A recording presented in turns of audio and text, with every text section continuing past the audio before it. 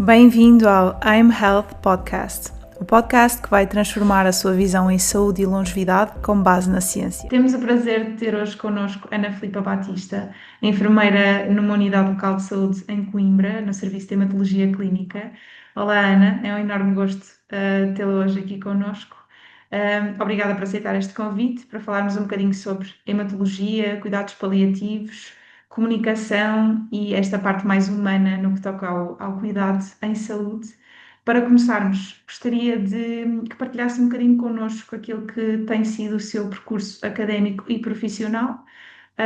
O que é que a levou a escolher a enfermagem e, em particular, a área da oncologia? Então, antes de mais, boa tarde. Agradecer o vosso convite, a oportunidade de estar aqui hoje, que é sem dúvida um enorme privilégio e gosto para mim. Se calhar responder primeiro à segunda parte da questão, o que é que me levou a escolher enfermagem? Efetivamente, sempre fui uma pessoa muito comunicativa e com muito gosto em se relacionar com os outros e também muito cuidadora. E, portanto, logo desde cedo percebi que, de facto, a minha profissão tinha de passar por aí, pelo contacto com o outro, pelo cuidado ao outro, e na área da saúde, sempre achei que seria uma área na qual eu me iria integrar bastante bem. Também por algumas situações que vivenciei a nível pessoal, e mais concretamente com a minha bisavó, que esteve internada durante muito tempo, pouco antes de eu ter que escolher o curso para o qual iria concorrer, e que me fez, pela proximidade com que a acompanhei, ter uma outra percepção daquilo que era a área de enfermagem. E, portanto, percebi rapidamente que, de facto, o contacto que eu queria ter com as pessoas passava muito por aí. E depois, quando efetivamente ingressei em enfermagem, acabei por ter algumas experiências no que toca a estágios académicos, que me deram a entender que, de facto, a área da oncologia era uma área na qual eu me sentia particularmente realizada.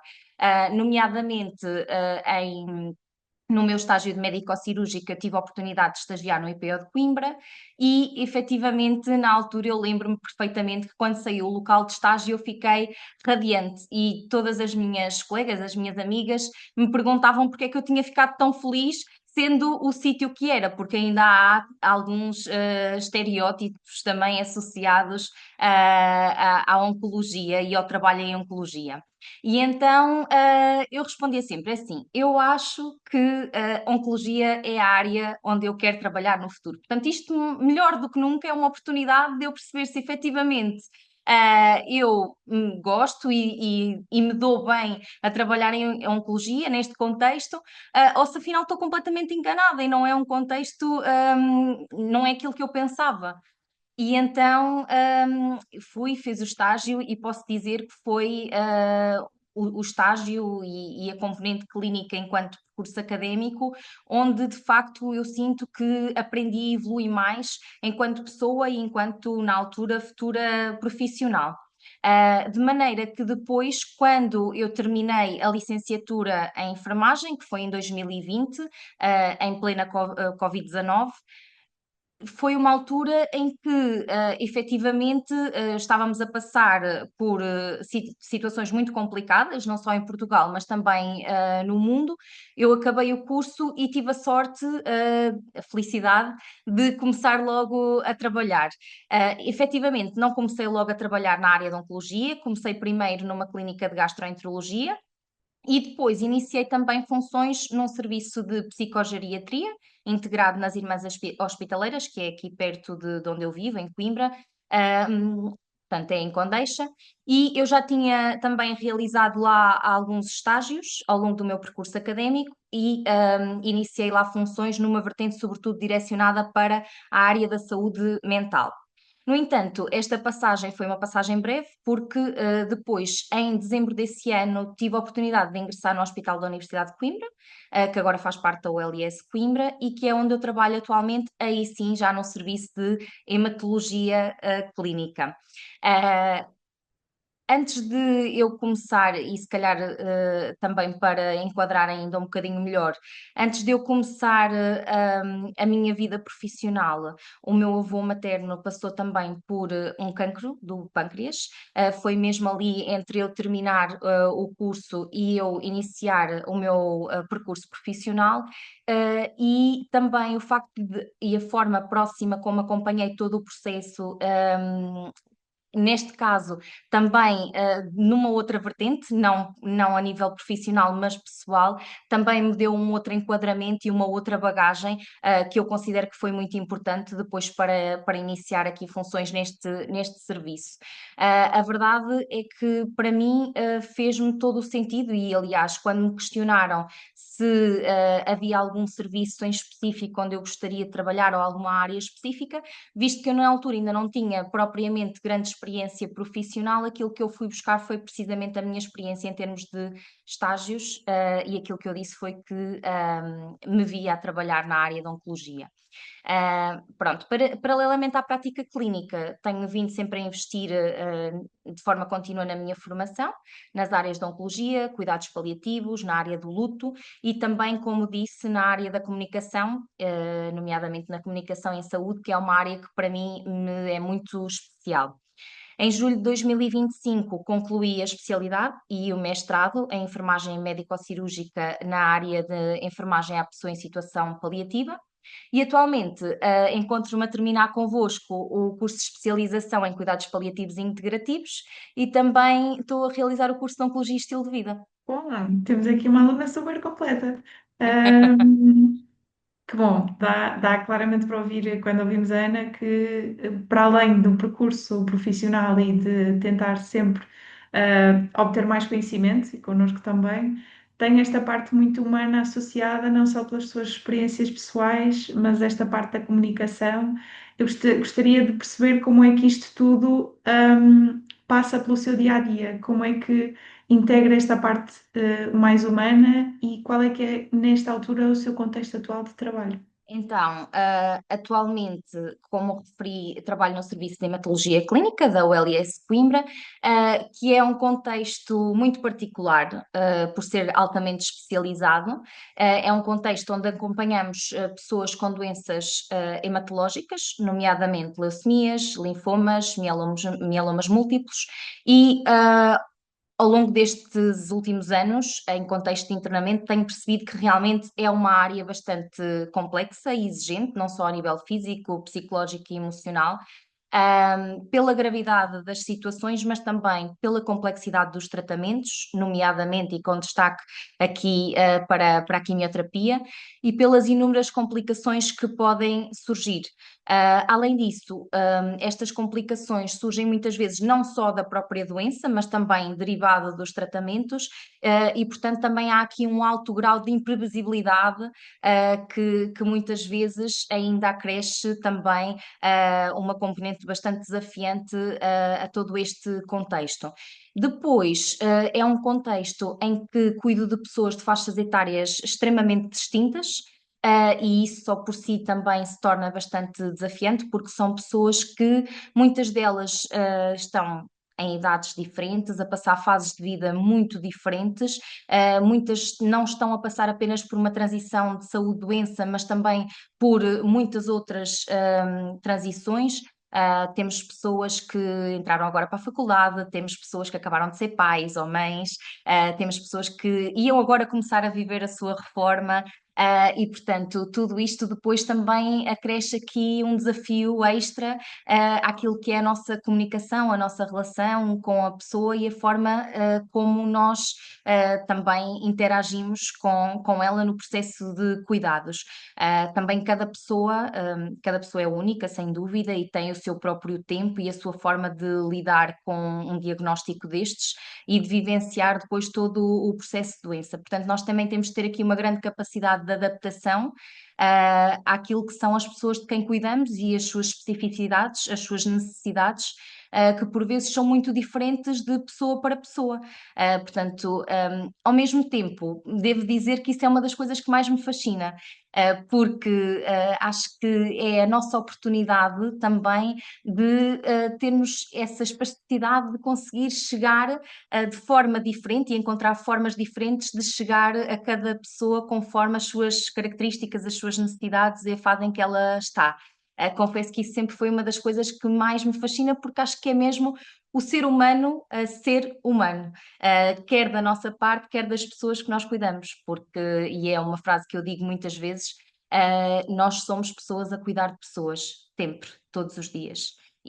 Portanto, isso também é muito daquilo que eu tento levar para a minha prática diariamente. É esta vertente de que eu não sou mais nem menos do que aquelas pessoas de quem eu estou a cuidar, simplesmente estou numa posição diferente, mas nem eu me esqueço que também sou pessoa e também tenho as minhas necessidades e as minhas vulnerabilidades, nem me esqueço que as pessoas de quem eu estou a cuidar, mais do que doentes, são pessoas que estão doentes, mas que têm nas suas vidas e nos seus seres muito para além daquilo que é uma doença. Lá iremos em detalhe à comunicação e a esta parte mais humana que nota-se que tem aqui uma componente muito forte no seu dia a dia, que é muito bom de ver, porque precisamos de profissionais assim diariamente. No que toca à área em que está inserida, a hematologia, como é que vê, qual é que é o papel do enfermeiro no acompanhamento destas pessoas que fala, destes doentes? E quais são as situações mais comuns que vê no seu dia a dia, portanto, e aquelas também que poderão ser mais desafiantes, tanto a nível, portanto, clínico como emocional. Então, sem dúvida, e eu costumo dizer isto muitas vezes, o enfermeiro tem um papel central no acompanhamento destas pessoas, porque é inevitavelmente a pessoa que está mais próximo no dia a dia, delas. Eu acho que, acima de tudo, tudo começa por conhecer bem a pessoa, o seu contexto e a partir daí conseguir identificar realmente quais são as necessidades de cada uma delas. Não só as necessidades relacionadas com a doença propriamente dita, mas muitas das vezes aquilo que está a interferir mais com a pessoa nem é a situação que está a passar dentro do internamento, é aquilo que ficou fora dele. Portanto, o contexto familiar, o contexto social, e, portanto, é muito relevante estar também atento a estes detalhes, e procurar conhecer a pessoa no seu todo, enquanto ser que tem aqui várias necessidades que transcendem as físicas e as relacionadas com a doença, vão para lá também para as psicológicas, as emocionais, as espirituais, e, portanto, conhecer bem a pessoa. Depois, como referi, estamos a cuidar de pessoas muito diferentes, com idades, contextos e fases de vida muito distintas e, portanto, não há cuidados iguais, não há uma rotina propriamente dita. Cada dia é diferente e em cada dia, muitas das vezes, nós encontramos também desafios diferentes, as próprias pessoas o referem. Pronto, a partir daí eu acho que nós vamos conseguindo, tendo isto em mente e conhecendo efetivamente a pessoa e o contexto, as necessidades, nós conseguimos orientar a nossa intervenção, que passa muito também pela prevenção de complicações. Estamos a falar de doentes imunodeprimidos, e de pessoas que estão numa situação de grande vulnerabilidade e, portanto, o nosso foco também passa muito pela parte da prevenção de complicações e isto inclui necessariamente a educação para a saúde, que também é algo regular, capacitar a pessoa e a família e depois toda uma vigilância contínua. Depois, nem sempre é possível prevenir e, portanto, por vezes elas acontecem mesmo e então muitas das vezes temos que gerir as complicações, gerir os sinais e os sintomas e tentar ao máximo que eles sejam geridos de forma individualizada, adaptada a cada situação. É claro que isto por vezes é um desafio num contexto de internamento e com todos os desafios inerentes àquilo que é institucional, mas tentamos sempre fazê-lo, tendo a noção de que, para além de todas as componentes técnico-científicas, para além daquilo que é que é necessário e que é prática comum no nosso dia a dia, a administração terapêutica e esta vigilância de sinais e sintomas, a gestão das complicações. Há também esta parte de apoio psicoemocional e de orientação, tanto da pessoa como da família, que também é uma componente muito, muito importante e muitas das vezes também acaba por ser parceira de cuidados, e, portanto, é necessário também incluí-la. Nós somos muitas vezes o elo de ligação que une a equipa multidisciplinar e a pessoa e a família. Isso faz também com que seja fundamental que a nossa comunicação seja efetiva, seja eficaz. E não tenho dúvidas nenhumas que é também algo determinante para a forma como a pessoa compreende, como a pessoa aceita e como a pessoa vivencia a doença e a trajetória de doença. Super completo. Eu diria que umas palavras que me saltam à vista é esta proximidade e esta continuidade, com os doentes e também com a família. E a minha próxima pergunta vai no sentido de como é que estas relações se constroem no dia a dia e se alimentam no dia a dia. Ah, então, efetivamente, acho que, acima de tudo, a disponibilidade é um fator chave neste processo. Que sabemos que no nosso dia a dia, numa enfermaria, num internamento, nem sempre é fácil, com tantas solicitações, estar disponível. Mas eu diria que essa é uma característica muito importante, não só a disponibilidade física e temporal, mas também a disponibilidade associada à vontade. Ou seja, eu quero estar ali com aquela pessoa, eu quero estar ali disponível para aquela pessoa e neste momento, apesar de eu ter X, Y e Z para fazer, eu sei que é importante para aquela pessoa eu estar ali, eu ouvi-la, e que isso também vai ser importante para a minha intervenção. E, portanto, eu vou dedicar este tempo a estar ali com aquela pessoa e a ouvi-la, a escutá-la, e efetivamente eu acho que isso faz muita diferença. Às vezes não é preciso muito, às vezes é preciso apenas esta vontade e depois pequenos gestos. E eu costumo dizer muitas vezes que menos é mais. Às vezes basta, e nós, uma coisa curiosa que eu também costumo comentar muitas vezes, é que nós andamos sempre de máscara. Então, muitas das vezes, as pessoas nem sequer só nos veem os nossos olhos. E às vezes é tudo tão simples quanto um olhar. Às vezes nem sequer são precisas palavras, basta um olhar, uns olhos que sorriem ou uns olhos que dizem eu estou aqui se precisar, e é assim com pequenos detalhes que também se começa a construir a relação. Muitas vezes também é dando abertura à pessoa para que ela se possa expressar. Sobretudo nestas fases, ainda, há bocadinho ainda estava a fazer esta reflexão, porque ainda esta semana tive uma jovem de 30 e poucos anos, com a qual eu estive um bocadinho no quarto à conversa, e efetivamente uma das coisas que ela me dizia é que estava cansada de ser forte. Estava cansada de estar ali, estava cansada de estar constantemente com febre, que não estava a ser fácil. E uma das coisas que eu gosto muito de deixar os meus doentes à vontade é também neste sentido. Muitas das vezes nós, enquanto profissionais, quem diz nós diz também a família, e não é com mau intuito de todo, mas exigimos muito das pessoas que estão ali doentes, e nomeadamente exigimos que elas sejam fortes, que tenham força, que ai, não estejas assim, ai, não chores, ai, vai correr bem, não te preocupes. É claro que é natural que a pessoa tenha os seus momentos, é claro que é natural que a pessoa tenha alturas em que precisa de chorar.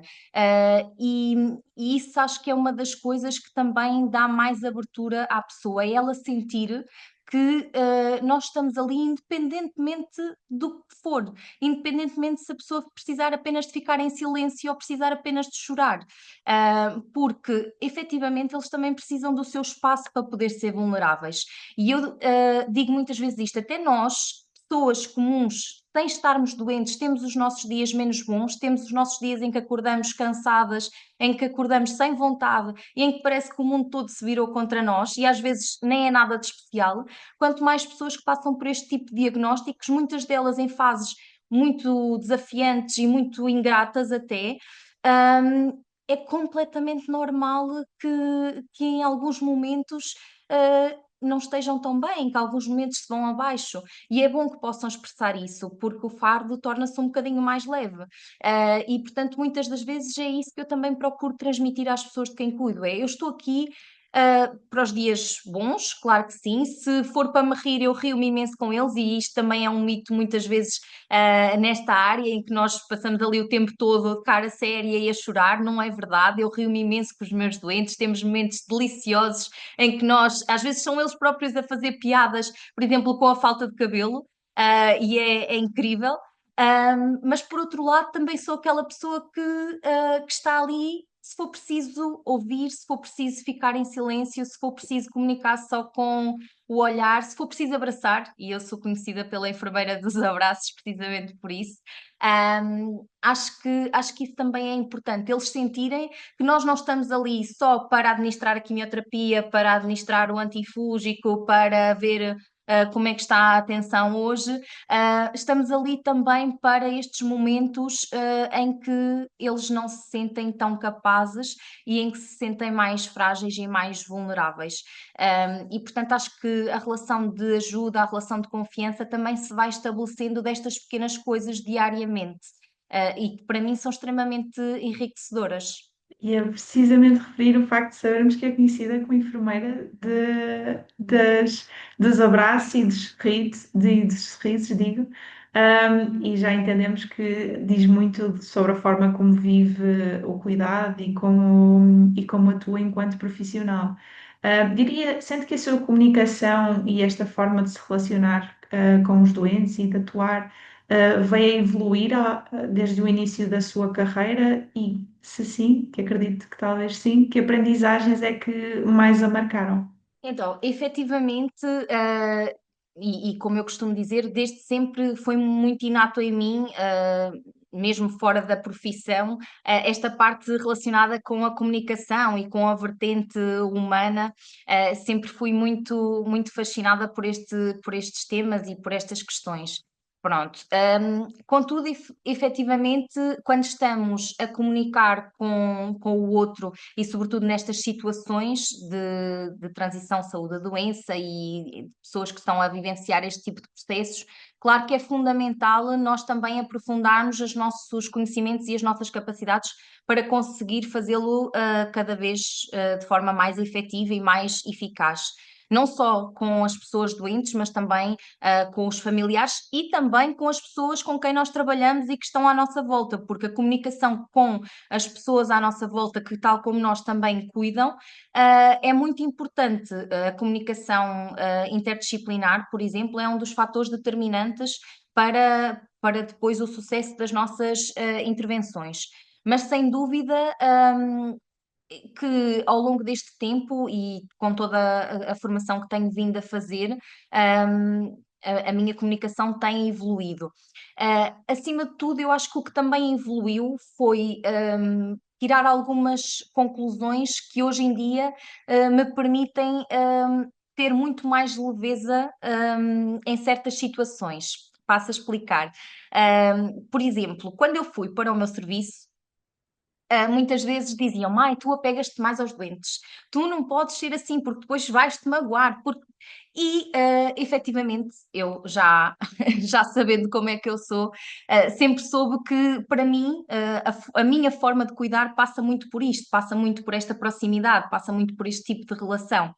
Mas é claro que quando nós somos recém-licenciados e estamos a chegar a um contexto, as coisas ainda nos parecem assim um bocadinho quase com o elefante na sala. E às vezes nem sempre é fácil nós começarmos desde logo a permitir-nos este tipo de atuação. Com o tempo, e com a forma como fui construindo a relação, nomeadamente com as pessoas de quem cuido, percebi que efetivamente eles são a minha maior validação. Eles são a validação que me diz que de facto vale a pena, que de facto faz sentido que assim seja, faz sentido que eu me permita, que me permita ser, nomeadamente vulnerável, que eu me permita estar, que eu me permita sentir, porque isso torna tudo muito mais significativo, quer para eles, quer para mim também. E, portanto, se assim faz sentido, uma das coisas que eu tenho vindo a aprender é esta situação mesmo de me permitir, porque eu não tenho de estar preocupada se A, B ou C diz que eu me apego demais aos doentes. E hoje em dia isso para mim é um comentário que eu já nem ouço, porque as pessoas já sabem que eu sou assim. E além disso, eu sou assim não só com as pessoas de quem cuido, mas com as pessoas à minha volta. E portanto, esta é a minha forma de estar, a minha forma de cuidar. E portanto, também isso foi uma aprendizagem. É claro que tudo isto não se aprende apenas com formação em comunicação. Muitas das vezes é preciso também ir ali um bocadinho àquilo que é o autoconhecimento. E quando digo um bocadinho, na verdade não é um bocadinho, é muito. É preciso nós termos bem consciência daquilo que somos, de como é que somos. Isto é uma aprendizagem, é um caminho muito longo, onde eu ainda vou numa fase muito inicial, mas que de facto tenho percebido que é muito, muito importante. E depois tudo aquilo que é o autocuidado, porque a verdade é que o facto de eu ser assim não me pesa em momento nenhum. Pelo contrário. E, portanto, aquilo que eu faço é também ter as minhas estratégias de autocuidado e a minha forma depois de filtrar aquilo que tenho a filtrar, sentir aquilo que tenho a sentir e seguir no meu dia a dia. Pronto, depois também perceber que efetivamente nós não temos sempre de saber o que dizer. Muitas das vezes, para já muitas das vezes nem sequer é sobre aquilo que nós dizemos, e às vezes nem sobre aquilo que nós fazemos. É acima de tudo sobre aquilo que o outro sente com os nossos gestos, é sobre aquilo que de facto nós fazemos o outro sentir, e não tanto sobre aquilo que é dito. Depois também tem muito a ver com a forma como se diz, mais do que aquilo que se diz, a forma como se diz. E eu perceber que não há problema nenhum se às vezes eu ficar sem saber o que dizer, porque nós não temos uma bola de cristal, nós não temos, não somos os donos da razão, não temos as respostas para tudo. Portanto, é perfeitamente normal que perante algumas situações eu não tenha uma resposta, e para isso também existem os momentos de silêncio, que muitas das vezes são muito, muito enriquecedores e muito, muito necessários também. São momentos em que também damos espaço à pessoa, até mesmo para ela poder refletir e integrar aquilo que se está a passar. E, portanto, acho que isso também foi uma grande aprendizagem ao longo deste tempo, está tudo bem se eu por vezes não souber o que dizer, se eu por vezes ficar lá apenas com a pessoa e estiver apenas com ela em silêncio, é perfeitamente, perfeitamente normal. Depois, a atenção aos detalhes e aos pormenores, que, como eu costumo dizer, muitas vezes são por maiores, e às vezes este saber ler nas entrelinhas, que também é muito importante, que às vezes, se estivermos atentos, a pessoa estiver a falar e nós estivermos verdadeiramente a escutá-la, às vezes conseguimos perceber certos pormenores que nos dão ali uma riqueza muito grande para depois intervir. E às vezes acho que nós achamos que é preciso fazer muita coisa e não é. Às vezes basta uma coisa simples para deixar aquela pessoa mais descansada ou para mostrar àquela pessoa que ela é vista e que ela está a ser acolhida. E acho que isso muitas das vezes é o que faz a diferença. E depois também o humor, que é algo que eu uso bastante também no meu dia a dia. Claro que tem que ser muito doseado e que, mais uma vez, voltamos à questão: cada pessoa é uma pessoa, mas também aqui esta integração do humor, muitas vezes na prática, que acho que também é muito interessante e muito importante, sobretudo num contexto como este, que lá está, muitas vezes é tido como muito pesado, físico e psicologicamente, e não é que não seja, e não é que não haja dias difíceis, porque há. Mas muitas das vezes é possível também levar alguma leveza e alguma lufada de ar fresco, para os nossos dias no internamento. Bom, sabemos que, para além da enfermeira dos abraços e dos sorrisos, também a apelidam de enfermeira das borboletas e de que esta metamorfose é especial para si e lhe diz muito.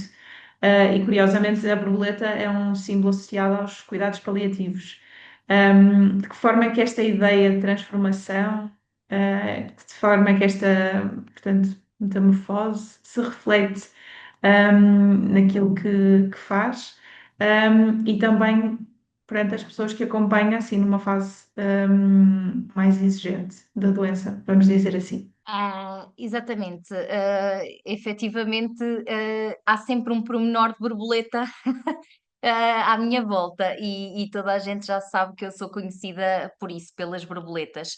Ahm, É uma paixão antiga, sempre falei muito em borboletas, no início apenas porque de facto me fascinavam a simplicidade, a beleza, a fluidez.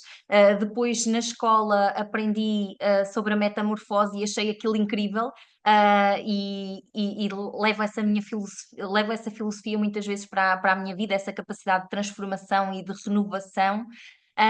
E depois, quando comecei o meu mestrado em cuidados paliativos, percebi que, afinal, ainda havia mais um motivo para acrescentar à lista de razões pelas quais eu gostava de borboletas. É que a borboleta também era, ou também é, efetivamente, um dos símbolos dos cuidados paliativos. E a verdade é que faz muito sentido, porque e há até uma frase que eu acho muito interessante, que diz que de facto a borboleta não vive muito, mas ao longo do tempo em que vive, ela poliniza muitas flores, portanto é capaz de tocar ali muitas vidas. E eu acho que também é um bocadinho por aí. A questão não é sobre tempo, mas sim sobre intensidade, sobre aquilo que nós fazemos com o tempo e a nossa capacidade de, com delicadeza, com beleza, e a beleza aqui vai muito para além do sentido de beleza. Esta beleza é uma beleza de a forma como nós tocamos o outro.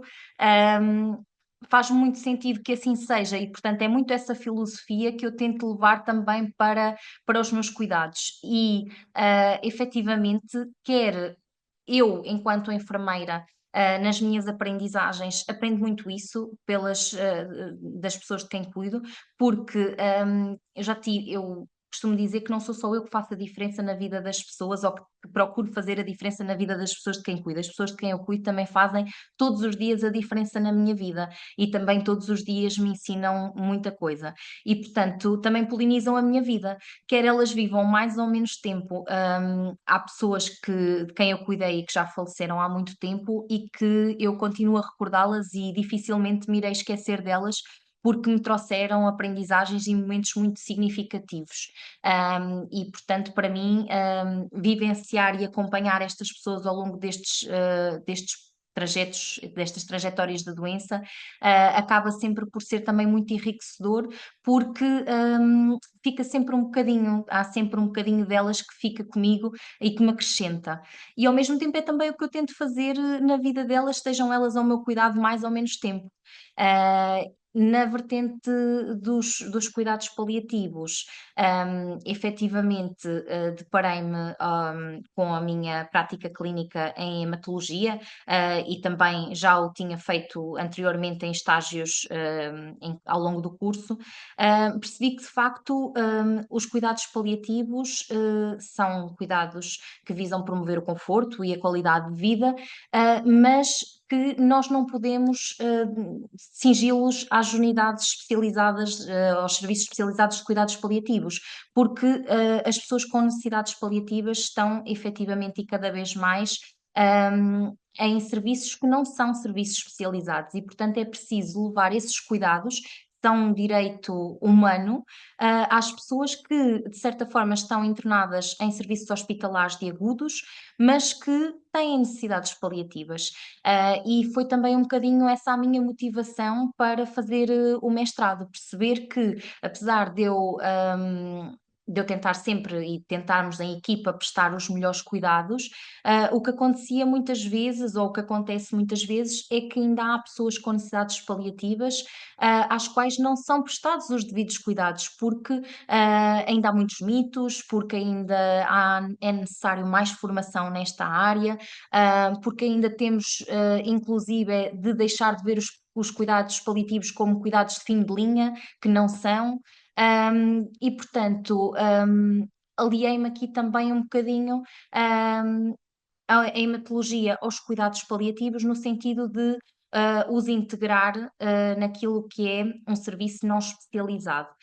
E inclusive aquilo que estudei e o meu projeto de investigação em termos de mestrado foi um bocadinho sobre isso, sobre a literacia dos enfermeiros que prestam cuidados em contextos não especializados relativamente aos cuidados paliativos, porque continuo a achar que é algo que é muito necessário e cada vez será mais, e é um direito humano e um dever ético dos profissionais de saúde, e portanto é preciso investir nisto. E aqui também, pronto, a ligação com as borboletas, mas acredito que mais à frente poderemos falar um bocadinho mais sobre os cuidados paliativos. Sim, mas podemos entrar nessa área se entender. Os cuidados paliativos são, como disse, muitas vezes vistos como o fim da linha, não é?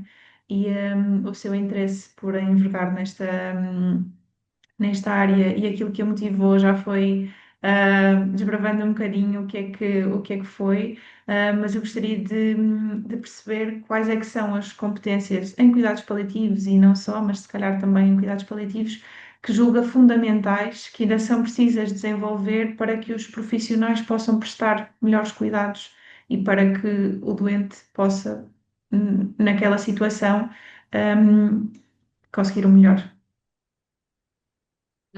Eu acho que, e mais uma vez referindo aqui um bocadinho esta investigação que fiz com colegas enfermeiros, um, para mim foi muito importante e bastante interessante ouvi-los e perceber também aqui um bocadinho quais é que eram, no ponto de vista dos colegas que eu entrevistei, que são de várias áreas, nomeadamente parte especialidades médicas, cirúrgicas e também da vertente oncológica, perceber aqui quais é que são as necessidades, os desafios e as estratégias que eles encontram relativamente a este tema da literacia em cuidados paliativos.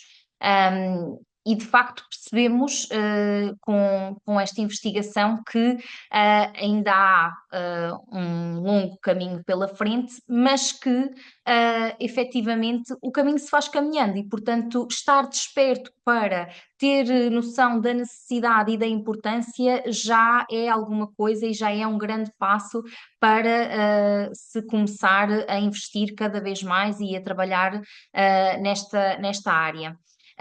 Relativamente aqui às necessidades, continua sempre a ser muito referida à parte comunicacional, a comunicação com a pessoa doente e com a família. Eu acredito que isto também vem muito. Está muito relacionado com o facto de, por vezes, serem efetivamente temas para os quais é necessário uma maior bagagem física, psicológica e emocional, e que, portanto, também puxam aqui um bocadinho as nossas vulnerabilidades enquanto pessoa, e isso acaba por nem sempre ser ou tornar fácil a comunicação nestas situações, muito menos quando se trata de comunicar más notícias, que por vezes neste contexto é necessário. E efetivamente, também falar em más notícias, muitas das vezes não é só falar em más notícias relacionadas com a questão da morte. É muitas das vezes aquilo que é a gestão de expectativas, a gestão da esperança. Isso muitas das vezes também entra aqui nesta vertente comunicacional e também é altamente desafiante. Pronto, depois foi também falada a parte do trabalho em equipa, que eu acho que também continua a ser uma grande necessidade aprofundar esta vertente de trabalhar em equipa interdisciplinar e de haver uma comunicação eficaz entre a equipa e uma coesão na intervenção.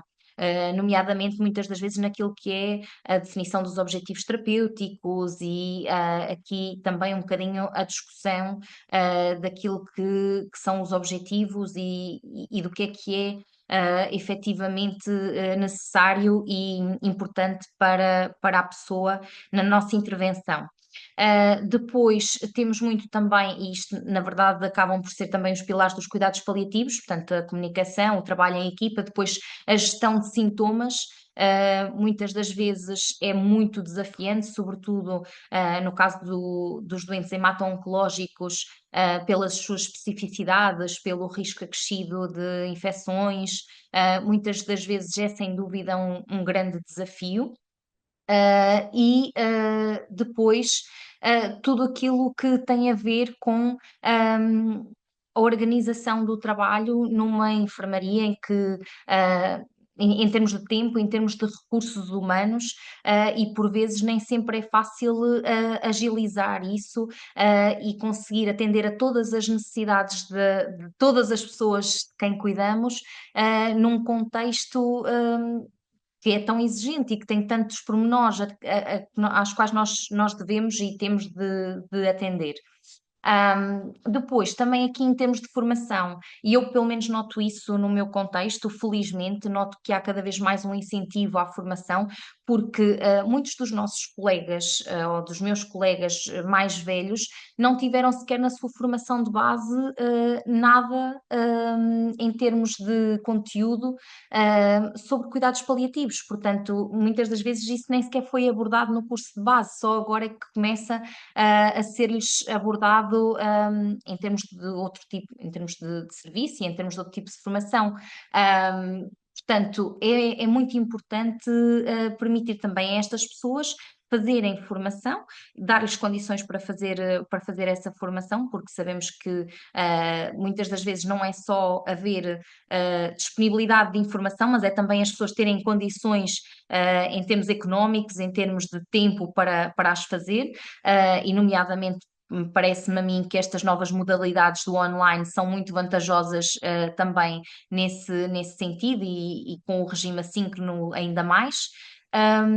E, portanto, também aqui esta parte de formação, que hoje em dia também me parece que está a evoluir bastante, para também desmistificar, como eu dizia há bocado, alguns mitos que ainda subsistem, e que não podem nem devem interferir na qualidade dos cuidados que nós prestamos.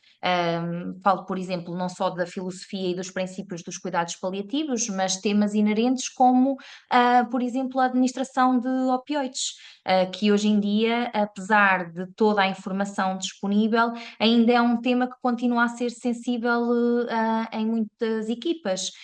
E, portanto, isto precisa também de ser falado, de ser desmistificado, para que também depois os enfermeiros se sintam seguros e se sintam capazes de colocar em prática no seu dia a dia as suas intervenções e adequarem os seus cuidados àquilo que são as necessidades das pessoas. Portanto, acho que passa aqui um bocadinho por aí, que na verdade, como disse, são muitos os princípios dos cuidados paliativos. E que passa muito por tempo, por formação, por aprofundar competências neste tipo de questões. Sim, é notório que ainda há um caminho a fazer, mas que, como disse, faz caminhando.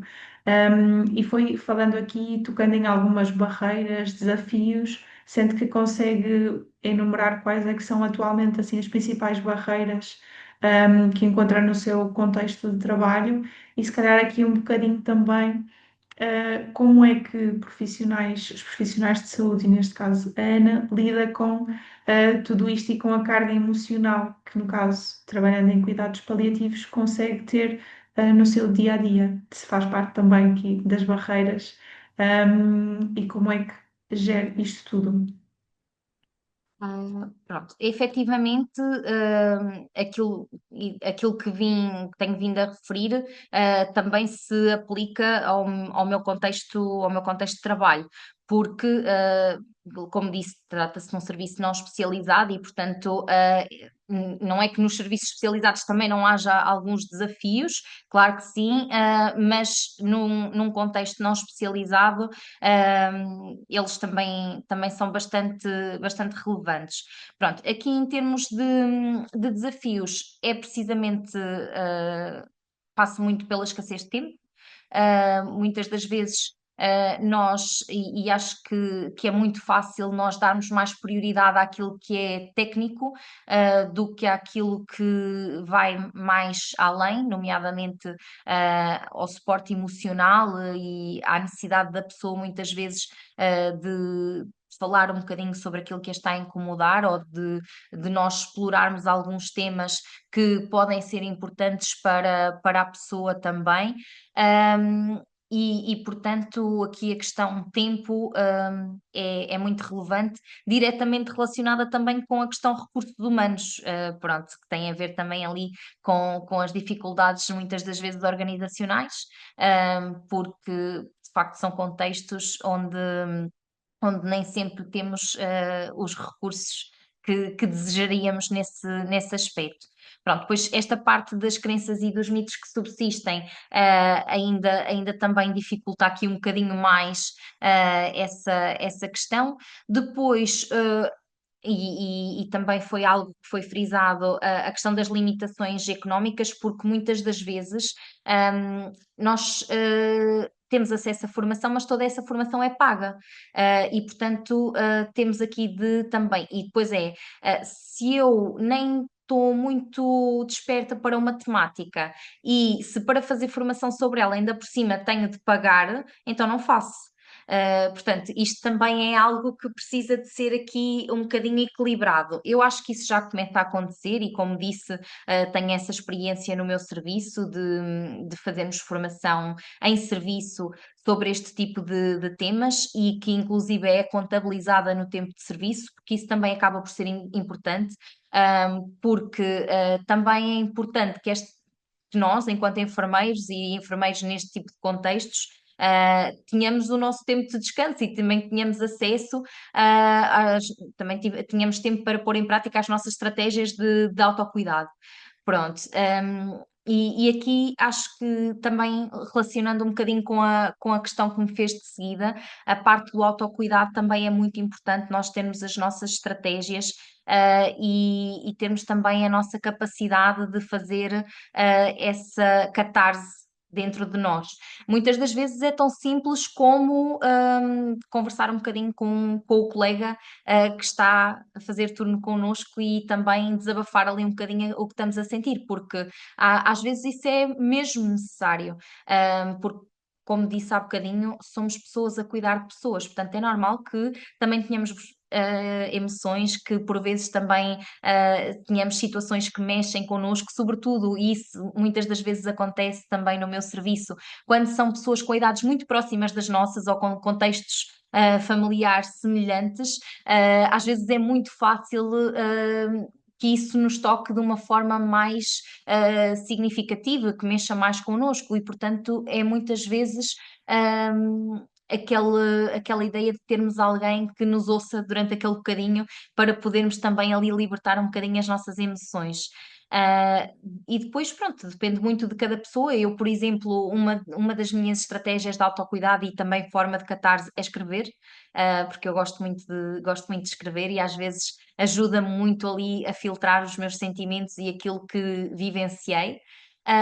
E depois é o sentimento, e isto estou a falar a nível pessoal também, é o sentimento de que enquanto eu estou ali a 100%, e estou, com todo o meu ser, e portanto, dou-me totalmente às pessoas de quem eu cuido. E portanto, quando as coisas, e acontece infelizmente, por vezes, o desfecho não ser aquele que nós gostaríamos, e a pessoa acaba por falecer, aquilo que eu sinto é que efetivamente fui grata por poder cuidar daquela pessoa, por todos os momentos que vivi com ela, e sei que nós em equipa, mas a nível pessoal, dei o meu melhor. E portanto isso acaba por me trazer alguma tranquilidade, e acaba por me fazer sentir que efetivamente, tudo valeu a pena, e tento retirar sempre as aprendizagens que posso de todas essas vivências, com a noção de que não podemos ser egoístas, e isto já também é uma versão muito, muito pessoal, de que gostar muito das pessoas não implica tê-las cá a todo o custo. Eu costumo dizer muitas vezes isso, e portanto, muitas das vezes temos que ter a noção que isto é o caminho, é sobre o caminho das pessoas, sobre a trajetória delas.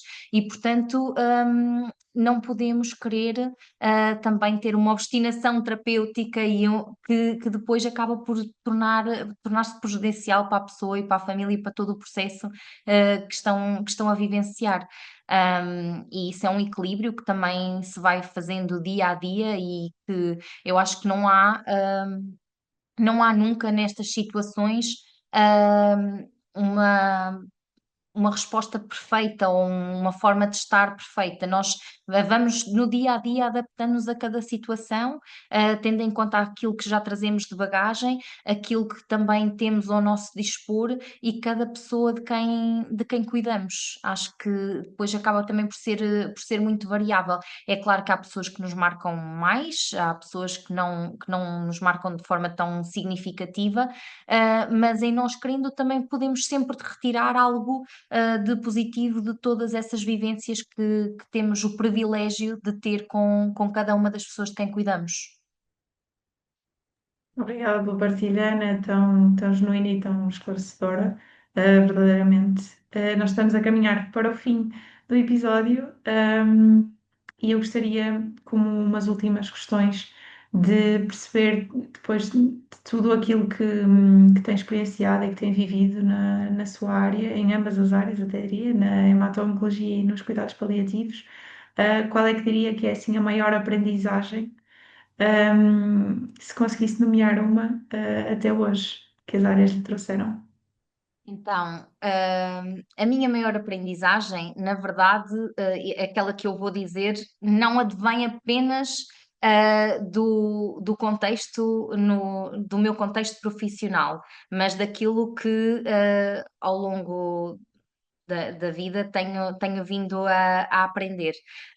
Mas, de facto, tem-se reforçado cada vez mais face àquilo que tenho experienciado a nível profissional. E é uma frase do Príncipezinho, que é um dos livros que norteia a minha vida e a minha forma de estar enquanto pessoa, enquanto profissional, que diz: Tu tornas-te eternamente responsável por aquilo que cativas. E, portanto, essa é um bocadinho a aprendizagem e o resumo que eu faço de tudo isto. E claro que nós acabamos sempre por deixar um bocadinho de nós e por ficar também com um bocadinho daqueles que passam por nós. E como uma última questão, se tivesse que resumir tudo assim numa ideia-chave, o que é que diria que nunca pode faltar no cuidado e, em especial, num cuidado em contexto oncológico? Então, uma ideia-chave: o saber ser, o saber estar, o saber fazer, o saber saber também e o saber sentir. Que bom, obrigado, Ana. De verdade, obrigada pela partilha, tão rica e tão esclarecedora. Tenho a certeza que será muito bom e produtivo para os nossos ouvintes. Foi um gosto tê-la connosco, e esperemos contar consigo numa próxima, quem sabe. Obrigada. Obrigada.